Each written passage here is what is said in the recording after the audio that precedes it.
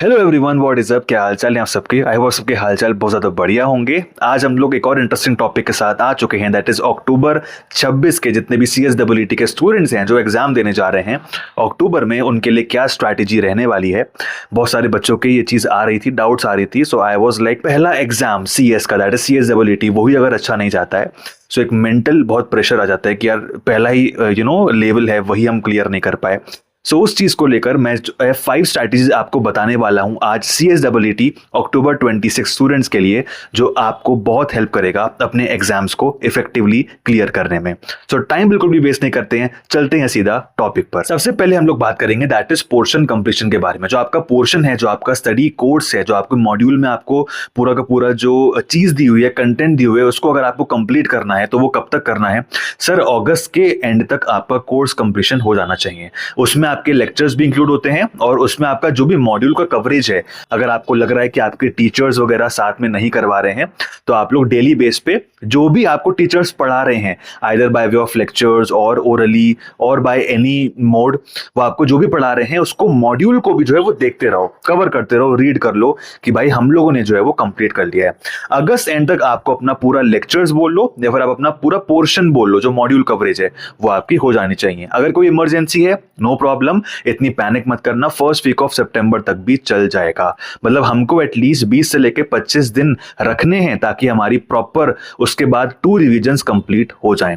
Portion complete करने के बाद 2 रिविजन्स मैंडेटरी हैं, वो नहीं अगर हो पाएंगी तो आप लोग एग्जाम में थोड़ा सा ब्लैंक होकर जाओगे, नहीं इफेक्टिवली एग्जाम दे पाओगे। सो अगस्त एंड तक, फर्स्ट वीक ऑफ सितंबर तक आपको ध्यान रखना है कि आपको अपने लेक्चर्स या पोर्शन जो है वो मॉड्यूल का वो कवर प्रॉपर्ली करना है। सेकंड पॉइंट आपका बोलता है रिविजन्स के ऊपर। जैसे कि मैंने आपको बताया कि रिविजन्स आपको 2 करनी है। मतलब आपका जब कोर्स कंप्लीट होता है, आपका जब पोर्शन कंप्लीट होता है, तब साथ में जो आप डेली रिवाइज करते हो वो तो करते हो, उसके बाद 2 रिविजन्स मैंडेटरी है।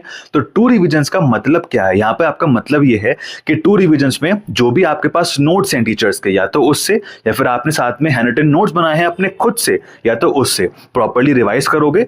और साथ में जो भी मॉड्यूल आपको मिला है, जो आपके पास आता है आफ्टर रजिस्टरिंग इनटू CSEE, उसके जितने भी क्वेश्चंस हैं, हर चैप्टर के पीछे क्वेश्चंस दिए गए हैं, उनको भी देख लेना है, उनको छोड़ना नहीं है। उनको देख लेना है कि भाई ये क्वेश्चन हमें आता है या नहीं आता है, क्या कोई टॉपिक जो है वो हमने लीव तो नहीं कर दिया गलती से। सो 2 रिविजन्स में आपका जो बेसिक ऑब्जेक्टिव रहेगा वो ये कि हमें प्रॉपर्ली रिवाइज करना है हर एक प्रोविजन, हर एक टॉपिक को, हर एक चैप्टर को, कुछ भी लीव नहीं करना है।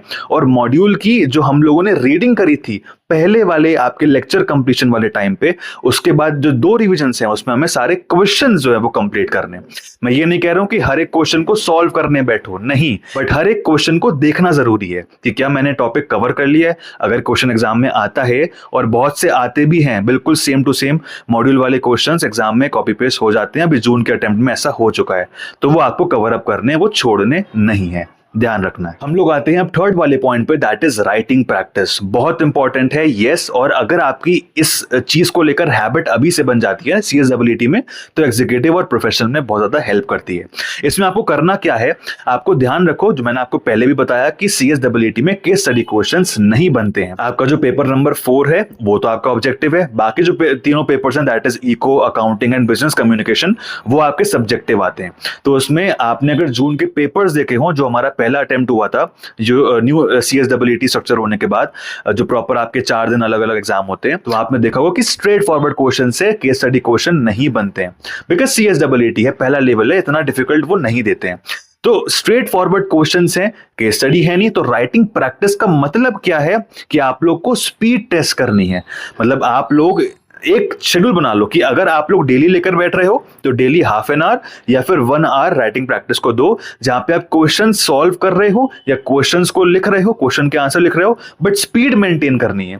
हमें स्पीड टेस्ट करनी है ताकि वो 100 मार्क का पेपर जो है वो 3 घंटे में हमारा कंप्लीट हो जाए जब हम एग्जाम देने जाएंगे। या फिर अगर आपको लग रहा है कि आप डेली नहीं बैठ पा रहे हो because of lectures completion, revision भी है, डेली वाला रिविजन जो हमें याद करना होता है, जो भी टीचर ने हमको पढ़ाया है, तो आप लोग वीकली बैठ सकते हो। वीकली सैटरडे संडेज को 3-3, 4-4 घंटे का टाइम लेके आराम से आप तब भी बैठ सकते हो। तो आप अपने हिसाब से उस टाइम को शेड्यूल करो, निकालो उस टाइम को राइटिंग प्रैक्टिस के लिए, जहां पे ऑब्जेक्टिव क्या रहना चाहिए कि हमको स्पीड मेंटेन कैसे करनी है, उस पर ध्यान देना है।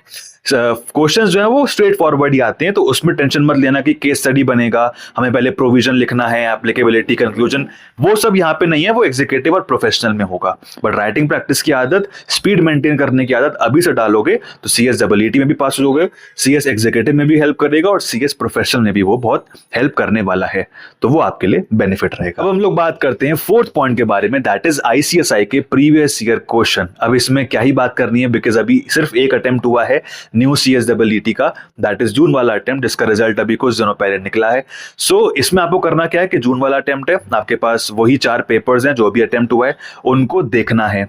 बट इसमें एक ट्रिक है कि आपको इंस्टीट्यूट के प्रीवियस ईयर जो क्वेश्चंस हैं, जो भी जून का अटेम्प्ट हुआ था, वो तो मैंडेटरी है, वो देखना है, बट सारे क्वेश्चंस को सॉल्व करने के लिए नहीं बैठना है। अगर आप चाहते हो कि आपको सारे क्वेश्चन को सॉल्व करना है तो प्रॉपर 3 घंटे का टाइम सेट करके वो पेपर सॉल्व करने बैठो। ऐसा मत करना कि आपने बीच में कुछ क्वेश्चन सॉल्व कर दिए, कुछ क्वेश्चन ओरली देख लिए, बिकॉज हमारे पास जो है वो क्वेश्चंस की अभी थोड़ी सी कमी है, बिकॉज इंस्टीट्यूट का सिर्फ एक ही अटेम्प्ट हुआ है न्यू CSEE में। हालांकि टीचर्स हो गए या मॉक टेस्ट अदर टीचर्स के, मेंटर्स के, वो आपको मिल जाते हैं, बट स्टिल ऑन इंस्टीट्यूट किस पैटर्न पे क्वेश्चंस बना रहा है उसके लिए हमारे पास सिर्फ एक ही अटेम्प्ट है, दैट इज जून वाला, जिसको हम लोग जो है वो वॉच आउट कर सकते हैं। सो आप लोग अगर चाहो 2 चीजें करो, या तो सारे क्वेश्चंस सॉल्व करने की जरूरत नहीं है, आप जो पेपर उठाओ और आप पेपर को from start to bottom check कर लो प्रॉपरली कि हाँ मैंने जो है सारे टॉपिक्स कवर कर लिए, मैं सारे क्वेश्चन के आंसर आराम से दे सकता हूं। या फिर अगर आपको अपने आपको टेस्ट करना है तो 3 घंटे का पेपर टाइम जो है वो प्रॉपर सेट करके वो पेपर उठाओ इंस्टीट्यूट का जो कि जून अटेम्प्ट में आया है और उसको सॉल्व करो। एनालाइज करो कि मैं कहां गलती कर रहा हूं, एनालाइज करो कि मैं क्या 100 मार्क का पेपर पूरे 3 घंटे में पूरा कर पा रहा हूं या फिर मैं नहीं कर पा रहा हूं, वो आपको बहुत ज्यादा हेल्प करेगा। और हम लोग बात कर रहे हैं 5th वाले पॉइंट पे, that is the last point but not the least point, that is कौन से चैप्टर्स भैया इंपॉर्टेंट हैं। CSEE में ये क्वेश्चन नहीं आना चाहिए किसी भी स्टूडेंट के दिमाग में कि भैया कौन से चैप्टर्स इंपॉर्टेंट हैं। आपके लिए हर एक चैप्टर इंपॉर्टेंट है। CSEE में कोई भी ABC एनालिसिस शीट नहीं रहने वाली है, बिकॉज CSEE है, अगर आपकी अभी से हैबिट पड़ जाएगी कि हम ABC एनालिसिस शीट की हेल्प लेके सिर्फ A कैटेगरी और B कैटेगरी के सब्जेक्ट्स चैप्टर्स जो है वो कंप्लीट कर लें, सॉरी, सो वहां पे आपकी वो हैबिट गंदी हो जाएगी। एग्जीक्यूटिव में, प्रोफेशनल में फिर आप वही करोगे, बस जो इंपॉर्टेंट चैप्टर्स हैं अकॉर्डिंग टू आवर एक्सपीरियंस और अकॉर्डिंग टू डिफरेंट टीचर्स के एक्सपीरियंस के बेस पे, सो आपकी बस हैबिट वैसी बन जाएगी। CSEE के बच्चों को सारे चैप्टर्स पढ़ के जाने हैं, समझ के जाने हैं। कोई ऐसा टॉपिक है किसी चैप्टर में जो बहुत एग्जॉस्टिव लग रहा है, जो बहुत रिग्रेसिव लग रहा है, रट लो उसको, कोई निमोनिक से, कोई चीट कोड्स की हेल्प से उसको रट लो, वरना समझने में टाइम लगाओ। नहीं हो पा रहा है तो फिर उसको छोड़ सकते हो, मैं मान सकता हूं, बिकॉज कई सारे ऐसे टॉपिक्स हैं दैट आर वेरी एग्जॉस्टिव और उसका कोई भी आगे यूज नहीं है।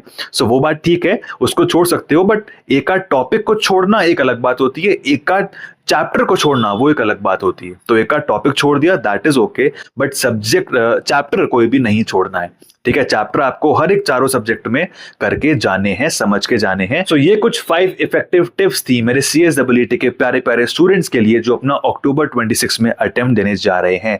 नाउ फॉर एनी स्टूडेंट जो कि फेब में देने जा रहा है, फेब 27, तो उनके लिए भी सेम स्ट्रैटेजी रहने वाली है, बट उनको बस ये देखना है कि उनका जो कोर्स वगैरह कंप्लीशन है वो कब तक हो जाना चाहिए, बिकॉज हमें एटलीस्ट 20 से 25 दिन तो मान के चलो कि 25 दिन, 1 महीना हम लोग को एटलीस्ट चाहिए होता है फॉर प्रॉपर रिविजन्स। सो उस चीज को मद्देनजर रखते हुए आप भी अपना यही सेम स्ट्रैटेजी, यही सेम पैटर्न जो है वो फॉलो कर सकते हो। स्पेशली अक्टूबर के लिए क्यों है, बिकॉज अक्टूबर 26 का अटेम्प्ट अभी बहुत नजदीक है, अभी भी 2 मंथ्स है, बट नजदीक इसलिए बिकॉज आप प्रिपेयर करोगे, लेक्चर्स कंप्लीट करोगे, आपको वो धीरे धीरे जो वो एक CS की जो स्मेल है धीरे धीरे वो आना स्टार्ट हो जाएगी। एग्जाम के नजदीक की CS का पेपर किस तरीके से बनता है, थोड़ी सी एंग्जाइटी, प्रेशर, वो चीजें थोड़ी बहुत होने शुरू हो जाएंगी CSEE के स्टूडेंट्स को, जो कि बहुत जायज है।